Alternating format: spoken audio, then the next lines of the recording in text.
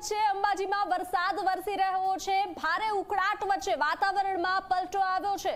અલગ અલગ વિસ્તારમાં ભારે વરસાદ પડ્યો છે।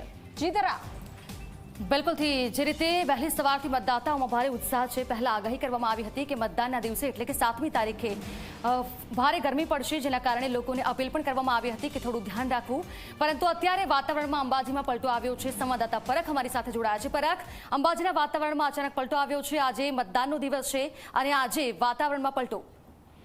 બિલકુલ સર, આપને બતાવી દઉં કે જે રીતે હવામાન વિભાગે જે ભારે ગરમીની ઉકળાટની યલો એલર્ટ જેવી જાહેરાત કરવામાં આવી હતી અને આમ કહી શકાય છે કે બનાસકાંઠામાં આજના દિવસે જે વોટિંગ પણ વધારે થયું છે, સારું મતદાન થયું છે, તેવી જ વચ્ચે ભારે ગરમીના ઉકળાટ વચ્ચે કમોસમી વરસાદની એકાએક શરૂઆત થવા પામી છે અને વરસાદના પગલે જે છે સમગ્ર અંબાજી પંથકમાં હાલ તબક્કે તો ઠંડક અનુભવાઈ રહી છે અને બપોરના સુમારે આમ તો વોટિંગ જે છે ઓછું થઈ જતું હોય છે, પણ આ વરસાદના કારણે એકાએક વાતાવરણ ચેન્જ થયું છે અને ચોક્કસ પણ આપણે બતાવવા માંગીશ કે મને એવું લાગે છે કે જે વરસાદ જે અંબાજી ખાતે પડ્યો છે, આખા ગુજરાત એક માત્ર અંબાજી આ વરસાદ પડ્યો છે તેને લઈ હાલ તબક્કે સખત વાતાવરણમાં પલટો જોવા મળ્યો છે।